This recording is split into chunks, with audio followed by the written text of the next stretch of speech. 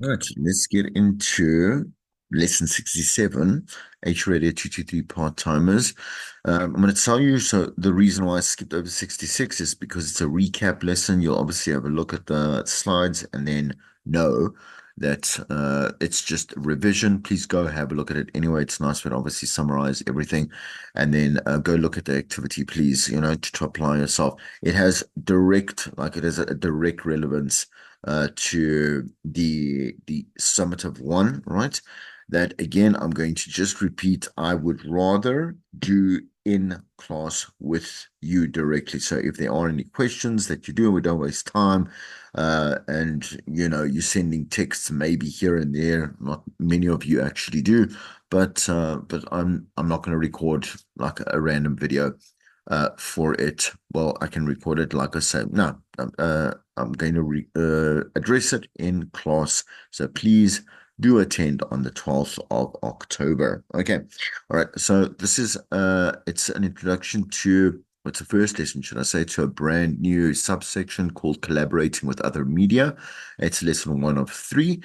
Again, it's from Nash and Cullinan's textbook Next Level Radio, on which pages 29 to 29 to 230, chapter 6, 6.5.1. Okay. So we're going to look at earned, paid, and own media, right? And the importance of these particular, us basically taking advantage of all these types of different mediums, right? I say mediums, right? And ways that it is we convey certain messages on social media, particularly, right? And I will also again play you some directives from YouTube, right? So let's get into collaborating with other media again. All right. So in modern radio campaigns, we don't only focus on recorded spots anymore, right? The thing is, again, because we have this influx of inputs and outputs that our listeners, clients, customers, right? Also, not don't forget our revenue suppliers, right? At any one point can they capitalize on. We can capitalize on the use of them and obviously expand like our brand and awareness and again our reach, etc., etc. The possibility for more listeners, again more return on investment, again return more like higher KPI success, whatever it may be, right? As I mentioned before in the previous lesson. So we do this now, and we are living in an age where it's comfortably understood that this is not and no longer is a new space for us to be working within, right? So we found our space quite, I say, in a more of a very in a comfortable ownership, right? That's what I'm looking for, the phrase, where stations do understand in particular, they do understand how to now use added value or other platform or multi-platform media to be able to get a message across, right? So commercial radio stations now have many more channels to offer advertisers and on which to promote their own campaigns and messaging then as well. Sometimes, which it's not unheard of at all. Let's say an advertiser or a client might come to the station and say, "Can we actually only do a digital campaign with you, as opposed to a digital and let's say an on-air campaign?" We might have, let's say, on-air spots that we might buy in terms of like a package or whatever it may be. Um, there I start with and with my crutch words or crutch phrases again. Anyway, and we would like to, let's say, do a digital, let's say a digital strategy or digital campaign and run it for, let's say, a couple of weeks. And it's more affordable for us and we see more again, like more value because, for them, let's say the client, product, service, whatever it may be, right? They are maybe a kind of the direct consumer product and their entire basically ecosystem is on digital. So why not continue with that particular space? And so again, like I say, there are many options here where we can say that listen, radio exists, yes, on obviously on it as a traditional platform, but now operates and does service on in different areas as well. Okay, so current radio stations now have website space. Very important. I keep saying this. The landing page is the biggest. I say for me, it is the biggest and best place for us to be able to really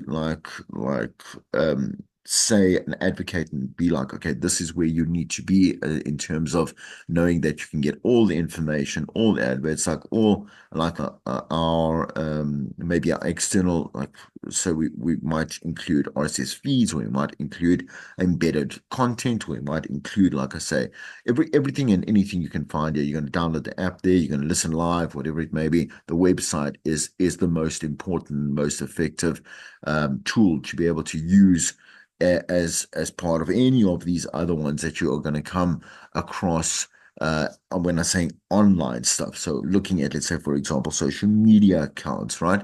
The talent's social media accounts, SMS and phone data, direct feedback from listeners.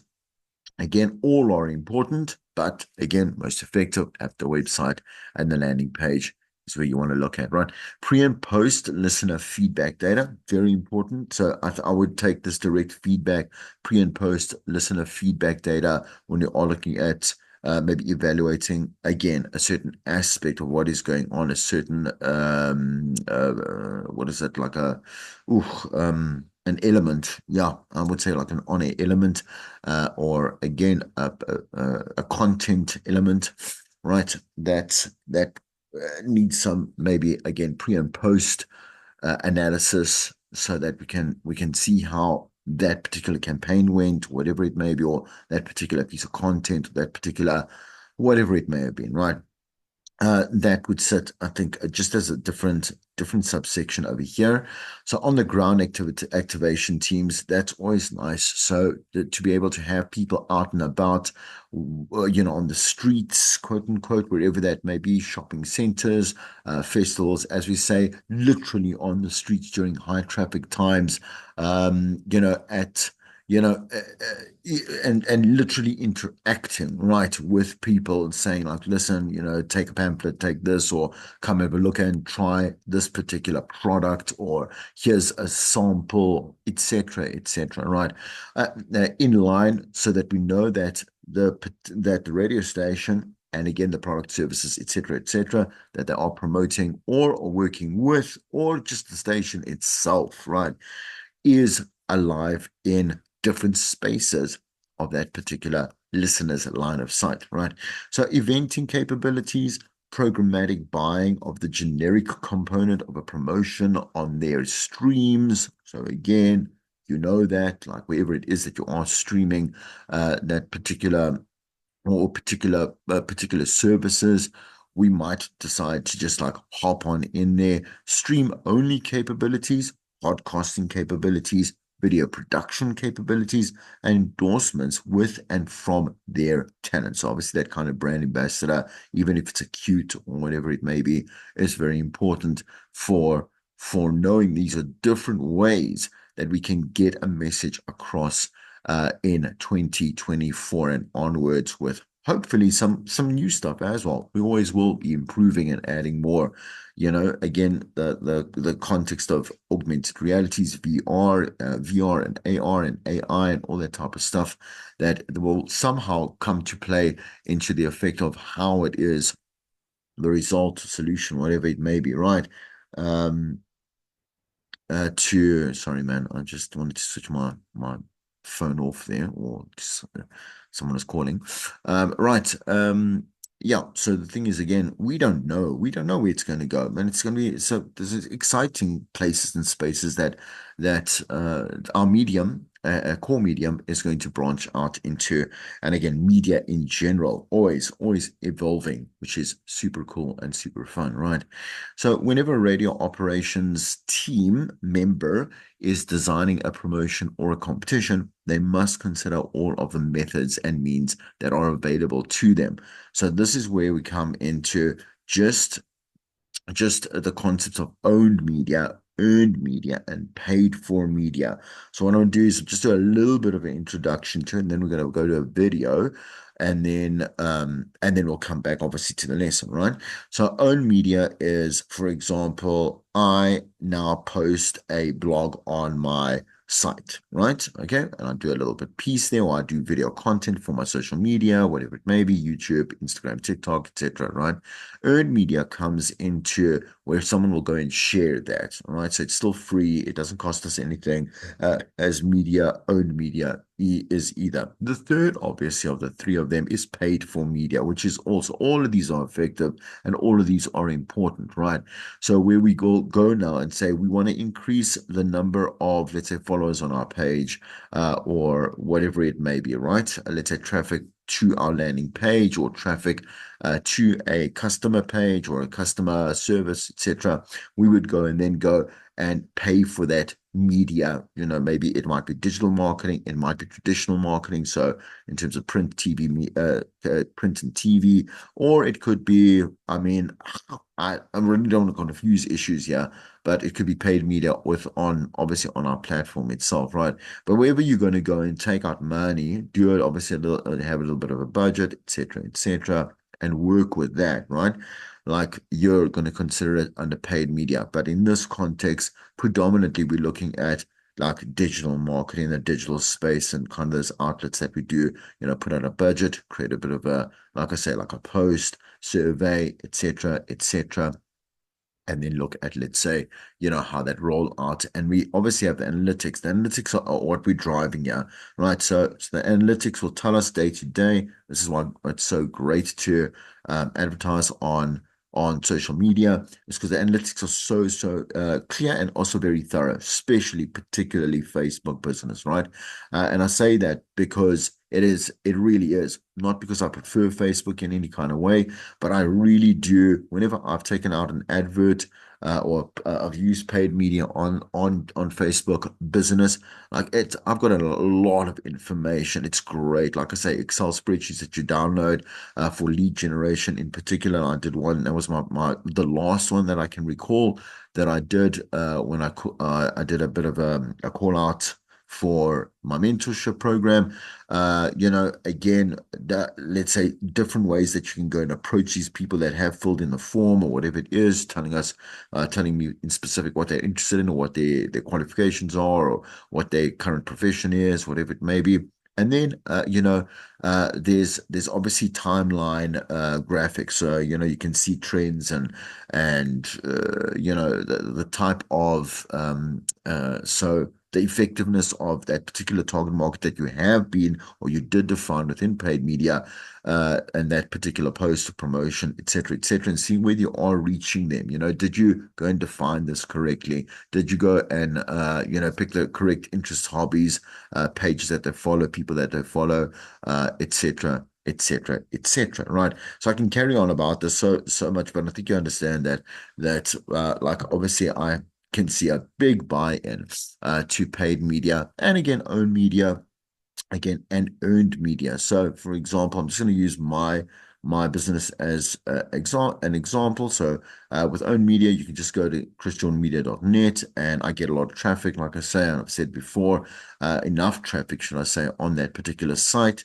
The earned media is when, for example, Biz Community might share that, or Tech Daily, or whatever it is, which they have before, or any other people have decided they've seen the article, they'd like to actually host it on their site, whatever it is, or quite simply just share it to their particular platform, social media account, should I say, and their online community. Right. Okay. I'm going to just stop the share there, and let's go to a quick video. Stop the share. Uh, a second here. Where do I put it? Yeah. Okay. Let's first look at here. This one, this is the one I wanted. Okay. Just go there and watch the video. Hmm? Facebook ads. Yo, killer. going on now? Stop it. Oh my word, how annoying.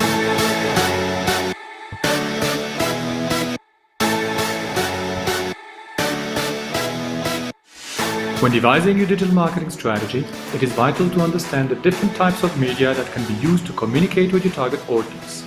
Knowing the differences between each type of media, paid, owned, or earned, and how to combine them is critical to the success of your strategy. So in this video, we'll be discussing what those different types of media are while giving you some examples. And as Brito says, your social media strategy should not only include one of those media, but all of them in order to be successful. So media online can be divided into three categories: paid media, earned media, and owned media. Let's talk first about the most obvious and easiest type of media that a company can create and use: owned media. But what exactly is owned media? Let's look at several examples. Owned media is any online property that you control and is unique to your brand. One of the most common examples of owned media is a company's website. When you create your own media channel, you control the content on them. You decide what type of text, pictures, and videos that you put on them. Owned media is also free, even if there is an investment in time and labor in creating something valuable. A website is the most common type of owned media, but it could also be any other social media presence, like your Facebook page and your Instagram account. You decide what pictures and videos you want to put on these channels. And you do not need to pay Facebook or Instagram when creating an account. This is completely free. And any other social media account is also considered as owned media. Here, for example, Pinterest or Twitter accounts are the owned media channels of the Cassandra Hotel. A company's LinkedIn account is also an owned media channel. And the more owned media channels you have, the more chances you have to extend your brand presence in the digital sphere. And it can also be a channel on YouTube, for example. I like this example for Marriott hotels in India very much, where three concierges met together and decided to film themselves explaining to the audience all the places that someone can visit when visiting Mumbai.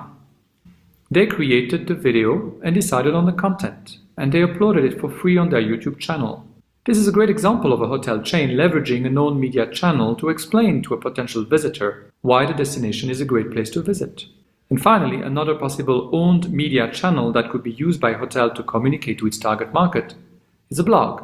The Four Seasons magazine is a great example of a known media that is used not so much to sell the product, but rather to talk about useful information around luxury travel.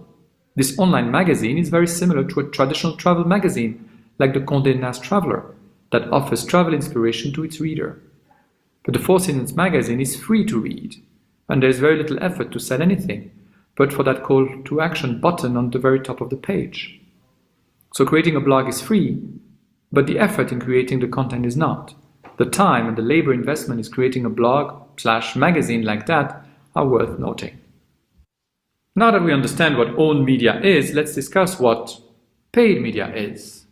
Let's define it and show some examples. Paid media is often considered as traditional advertising, where you need to pay for putting your poster on a billboard, or pay a magazine to put your advert in it, or a TV, or on the radio. We know about advertising because it's everywhere. Companies are paying for putting their message in places where customers can see them. The disadvantage with paid media is that it's often ignored by consumers because there are simply too many advertising messages everywhere. When we are talking about online channels, paid media can be found on banner ads, like on this blog, for example. The owners of the blog post get paid for having that space on their website where companies can advertise for their product. And then if a visitor clicks on one of these banners, it will bring them to the company's website where they can purchase the product. But advertising can also be found on search engines like Google. When a customer is putting a search term, the first results tend to be paid results. You can recognize that with the little ad sign next to the URL. Companies are paying Google to put the link to their website on top of the search engine results. If a visitor clicks on the link, the company will then pay for the number of clicks. We call that PPC advertising, pay per click. And of course, search also happens on mobile, and company can also pay Google to have their website put on top of the search result based on their search. Paid media can also be used on social media and social networks like Facebook, Twitter, Instagram. As a user, you can distinguish when a company has paid to put their advertising message in someone's newsfeed when you can see the sponsored or promoted note within the post. Here, the companies have paid Facebook, Twitter, Instagram to have their posts appear to a target audience they have selected. Paid media can also take the form of sponsorship, where a brand decides to finally support an online show like a podcast or a YouTube show in return for mention of the brand's name in the show directly, or on the show notes, or even directly in the background of the video, like what you can see here on this video sponsored by Oreo cookies. You would normally use paid media to create brand awareness or for new customer acquisition. The advantages of using paid media is that it can scale quickly and easily. If you have a message you want the masses to see today, paid media is the right channel through which to do that. Earned media channels are any media channels that you must earn access to by having stuff worth talking about. Anywhere someone talks about how awesome you are is earned media. Traditionally, earned media have been mainstream media outlets like TV news program, newspaper, radio, talk shows, magazine. For example, here, a journalist visited a restaurant and wrote a review. This is earned media. But today, in our digital world, earned media is any social media reviews like on TripAdvisor or Booking.com. You are earning the good review thanks to how you created and managed a positive experience for your guests.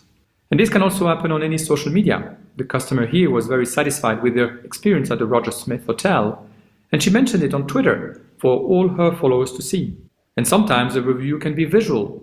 A customer here is happy with the beautiful dish that he just received and he decides to share a picture on Instagram. This is also considered as earned media, as it is a positive endorsement of their experience, and this may encourage their friends and followers to want to try the same restaurant. But earned media can also sometimes be negative. The restaurant here has heard a negative review because the quality of the product did not match the expectation of the customer. Recommendations from friends to friend has always existed, and we call this word of mouth, or short, WOM. But here when talking about online recommendations or electronic word of mouth, we will summarize it as EWOM. And earned media can also be a complaint on a social media account. Here, for example, we have an unhappy customer who went on the W Hotel Facebook page to lodge a complaint. The interesting aspect of this example is that even if the hotel is answering back, right afterwards 2 other guests answered the post to defend the brand. They have a positive experience and they want people to see. So the negative earned media from one customer has created 2 positive earned media from 2 other guests who have decided to talk about their positive experience. This is another great example of negative earned media that has been really well managed and ended up in a positive earned media. After a bad experience in a hospital in the middle of the night, the customers decided to complain about it on the Facebook page of the organization. But what you can see here is that the customer went back to her post and corrected it later. She explained how well the hospital took care of the complaint and managed her bad experience to create a positive one. This teaches us the importance of not only posting content, but to also listen to what customers are saying on social media so that we can catch negative experiences and improve the product that we are delivering. So earned media is about posts from the general public in the form of reviews, shared experiences, complaints, and so on. But on social media, earned media can also be created from influencers. When Paris Hilton shares her experience from a stay at the Trisara in Phuket on Instagram, thousands of followers see the pictures and like it. And this creates awareness about the product and even maybe a desire to buy the product for the people who saw it. And here are 2 other examples of celebrities sharing their use of a product on Instagram. And this creates earned media for both Calvin Klein and Coca-Cola, respectively.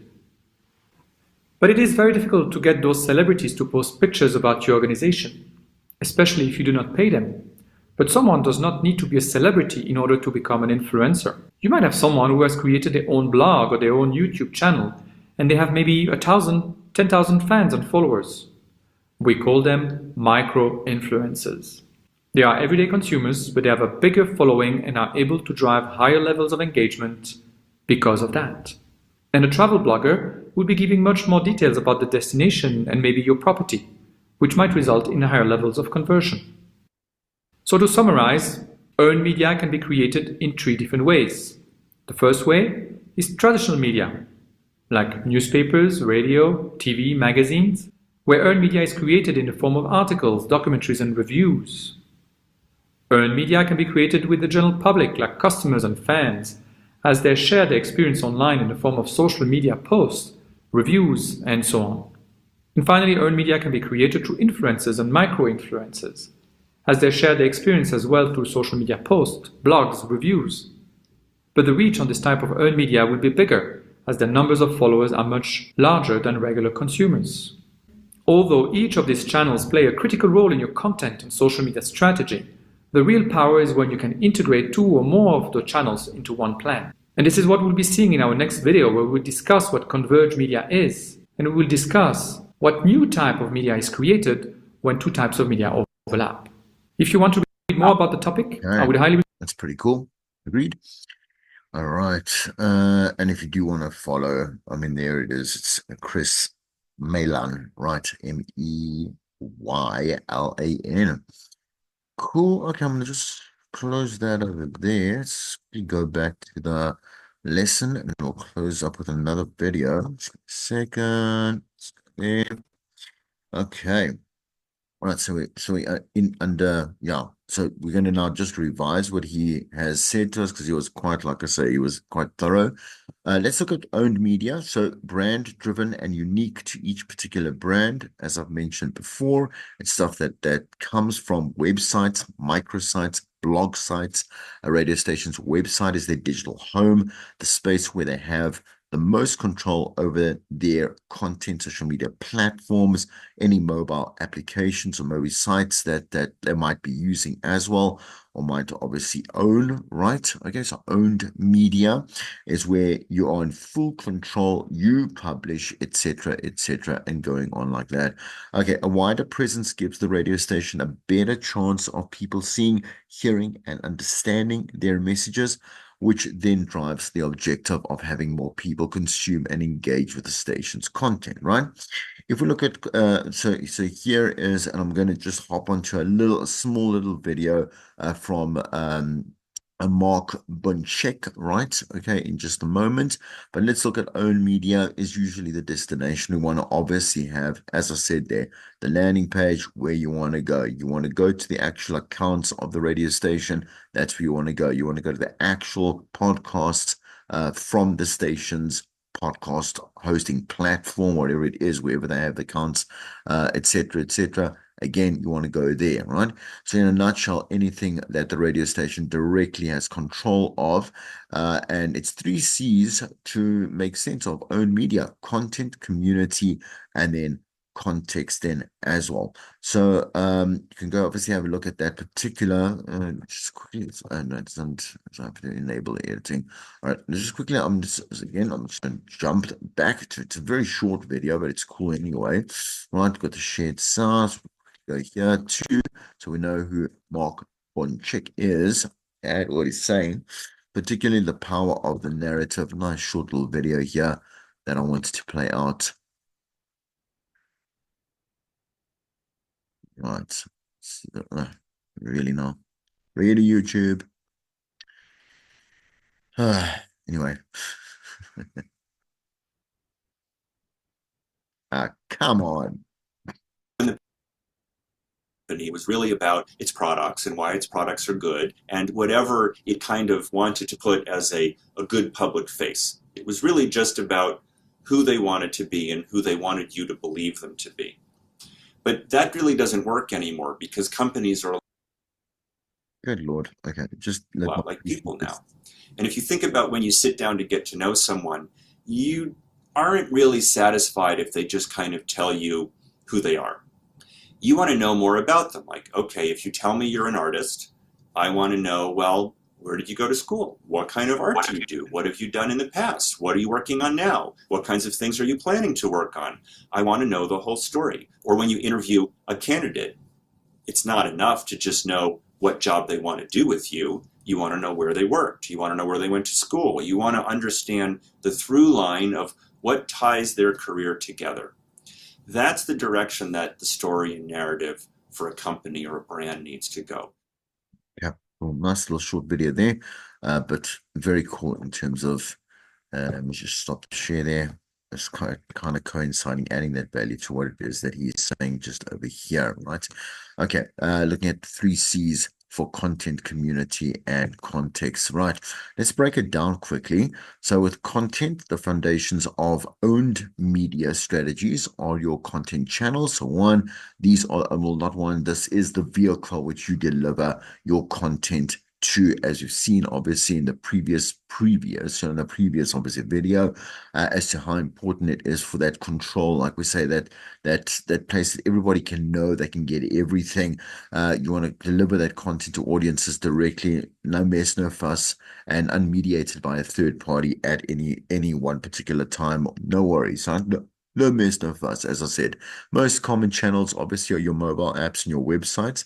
But the key to a successful content channel is that you have engaging content that is relevant and valuable. Like we would have to say, is the same anywhere else. So whether it be on air, at a radio station, like while you're reading it in digital print or whatever it is, or on TV, like it's got to be relevant and it has to be valuable to that person's life, to this particular listener's life, right? And that you're using all available data to personalize that experience for the user. So we go and look at those analytics, we look at whatever it is that we've decided to draw up and update and update and update and tweak whatever it is from our composites lifestyle, and make sure that we are talking to them about the right things at the right time, all the time, right? Okay, so the community is our listeners, right? So the listener can also extend to something completely out of our feeder area, because we can listen to a station anywhere in the world at any one particular time, right? And then obviously access them, and their content on part of podcasting, at any chosen, I'd say, so a time of my desire, right? Something that's it works for me. So while content channels focus on the connection between you and your customer, community emphasizes the connections that your customer has with each other. So these can be online, virtual communities, or private social networks. You can have a WhatsApp, like a radio station's WhatsApp group, or not exactly a WhatsApp line. So WhatsApp group is quite common now these days, where people can kind of interact with one another, but also like that's where you're going to be posting to them and saying, like it's another way of being able to just communicate whatever it is that you'd like to. There's a new article out there, like DJs will be here, here's a new competition, whatever it may be. So you create your own, like I say, WhatsApp group. Think that, oh man, I'm gonna lie to you, but I think there is a limit on that. So for example, I think it's the first, I think is it 5,000? Sure, let me just quickly not lie to you. What is the limit of members one can have on a WhatsApp business group? 1,024 members. Right. Okay, 1,024 members, right? No, I was so wrong. I said 5,000. Oh my word. Yeah, anyway, 1,000. It's fine, so it still gets out to 1,000 people, whatever it may be. And it is, I mean, it's a cool tool anyway, just to get, again, like not in addition to an email that maybe you might be getting as a subscribed person that's maybe downloaded an app, etc., etc. Now there's different ways of, again, we want to get the message out there, want to, again, connect, right? So they can be direct discussion forums or indirect, like peer benchmarking, etc. Okay, context. So you need some mechanism for turning isolated interactions into a connected experience. So this requires an ability to capture data and turn that data into value for the customer, right? So business to consumer, business to business, whatever it may be, right? B2B, loyalty and rewards programs provides this type of content for, again, business to customer companies, while strategic account and relationship management programs do the same thing for B2B companies, right? So business to consumer, businesses selling products and services, as we know, could be like MTN, Vodacom, Checkers, like whatever it may be. Business to business, so let's say wholesalers selling to a particular business, certain, I don't know, maybe like auto electrical parts, or sure, I mean, there's so many. I mean, if you're a plumber, you might be needing certain obviously equipment, or whatever it is, pieces, I don't know, elements that you are using throughout obviously your particular client's house that you are fixing or whatever. And then so you're going to go and buy some stuff from, let's say, a wholesaler, right? Okay, so B2B, right? content, community, and context obviously come from, just want to go back up there, come together in the owned media strategies of today's innovative marketers.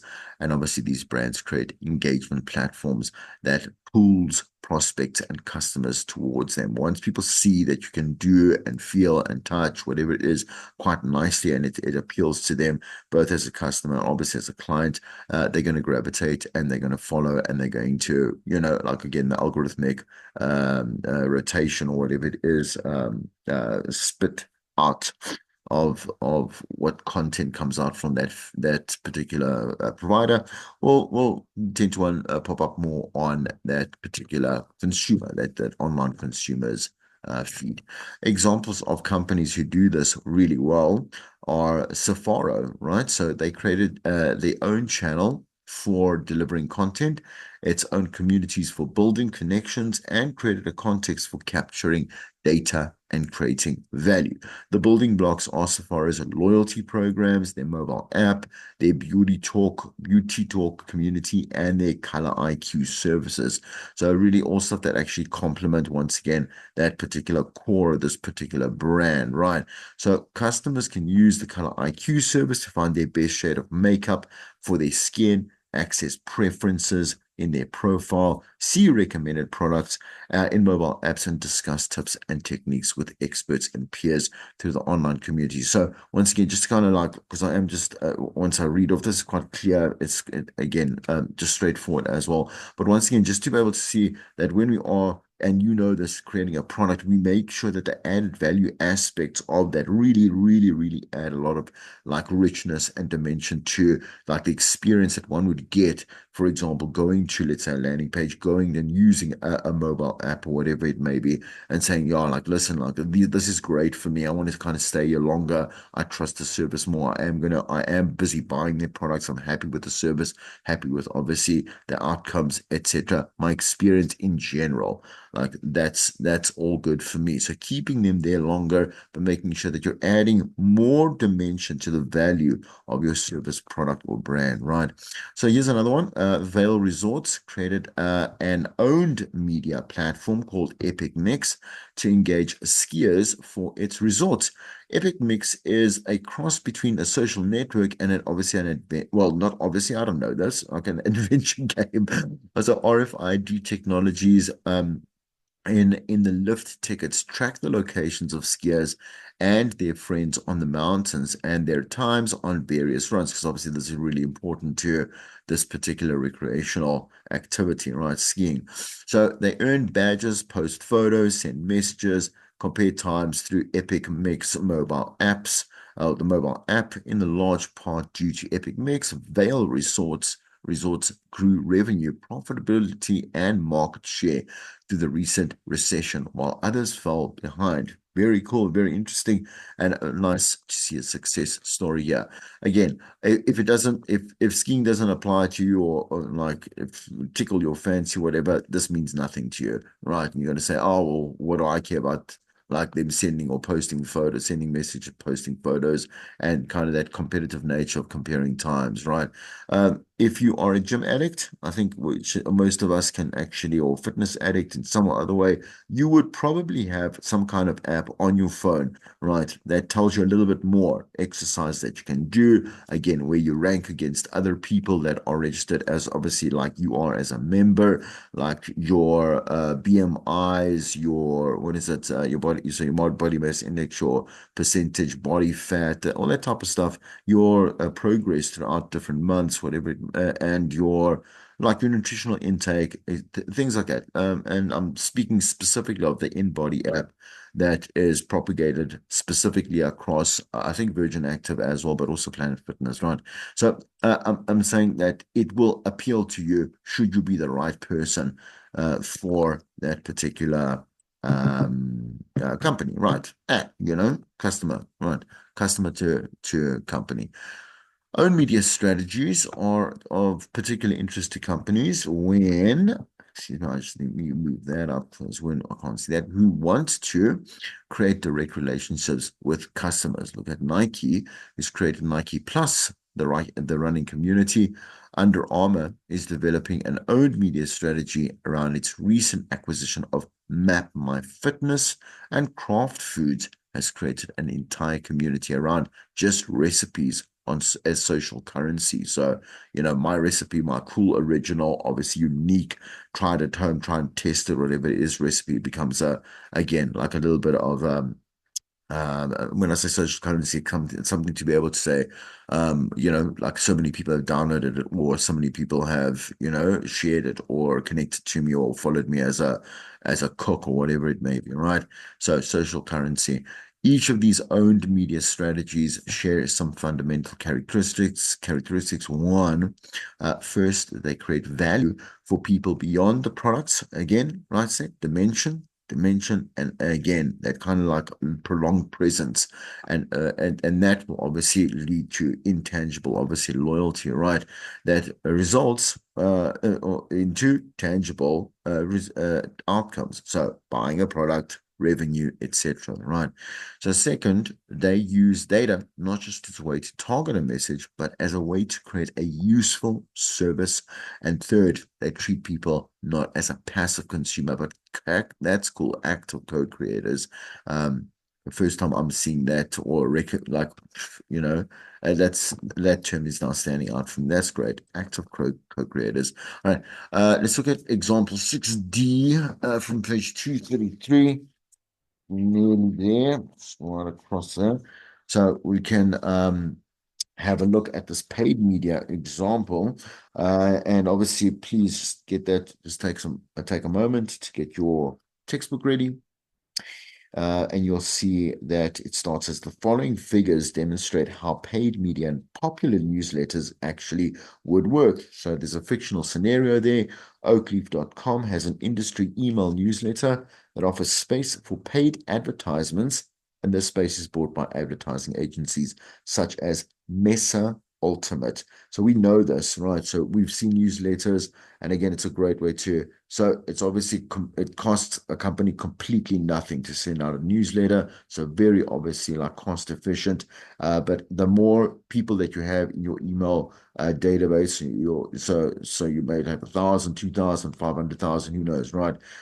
Paying for space in there becomes quite lucrative, because 10 to 1, those people, depending on obviously the behavior around that. When I say behavior, like I always say, oh man, like we know, do not send an email specifically every single day. It's really annoying, right? Like every single week makes sense. People will open it up, and I think we also did discuss, maybe I discussed that in a different course altogether. So anyway, like for example, there are certain times, right, that an email must be sent out, like not on a Monday, no, what, not on a, I think it was not on a Friday afternoon. Um, Definitely not on a Monday morning. I'm gonna lie to you now. Just give me a second. Let me just find that so I don't lie to you. Just give me a second. Uh, just have a little bit of patience with me, so I can actually just give you the right information. Where is this? Here we go. Okay. I'll share that with you now. Actually, let me just share this. There's something that I actually went to go train a media advocate for the government in Malawi. And I did this I did this as part of this example that you're going to see now. I did it for the wildlife ranges of South Africa. Very basic kind of digital plan. There was a thing about emails that I really want to get out here. Obviously, the strategy. Here we go. Okay. So just in terms of timing, here we go. All right. Let's go to Facebook and the email newsletters. All right. All right. Let me just get that. So have a look. Yeah, did I do the right share? I did the right share, right? Okay. Time of day. Some say that 9 to 11 a.m. is a great time to send a newsletter, while others would say 1 to 2 p.m. is the best time of the month. say that the 10th to 24th are the best days for the month, sending emails, while the 2nd and the 26th are best for click-through rates, and 1st and 30th are best for conversion rates. Other factors, this is what I was saying now. Some say that you should avoid sending emails between 6 a.m. and 8 a.m. You're most likely to expect that nobody's going to read them, right? Others say that you should avoid sending mails, obviously up to 9 p.m. Who's going to want that? And also, it's a bit intrusive. You're like, why are you sending me a mail at 9 p.m. or on 9 o'clock in the evening, right? So just in terms of that, that's what I want to show. Okay, sidebar. Nearly done there. Okay, we're back to the example. Okay, we go back to your textbooks, page 233. And figure 6.5, 6.5 is on the next page over there. An advertising agency called Thumbprint Marketing has paid for advertising in an oakleaf.com newsletter. The newsletter appears in subscriber inboxes. If a subscriber is interested in the content, they can click on the advert, which will redirect them to the Thumbprint marketing site for more information. Figure 6.6 provides information about how to advertise in the oakleaf.com newsletter, and the red text is clickable content and leads to the website pages where you must provide the required information in order to be able to advertise in the newsletter. So once again, it's that kind of like it's forcing them to obviously subscribe or register, whatever it is, and then we do that. We extend grow that database. I don't want to try and be fancy because I'm looking for a fancy word. Okay, so you're going to turn on page 234, and then you're going to go and see, obviously, that there's that little Thumbprint marketing little banner that was included in there. And then at the bottom, just underneath there, there's that kind of clickable link that we're talking about. Just obviously in the second point there. Remember that all of these types of media can be utilized by a radio station, and everything that we have been talking about, earned, owned, and paid for media. And we should use that. So now you can go and answer 6B, right? On page 235, but only answer the owned media sections, because in the next two lessons, we'll be covering earned media and paid media. Okay, that is the end of the lesson for the week. And I will there's going to be another, obviously, a pre-recorded lesson next week, just once again, because this was supposed to be face-to-face contact. And again, just for the record, for HODs, etc., no one pitched. Okay.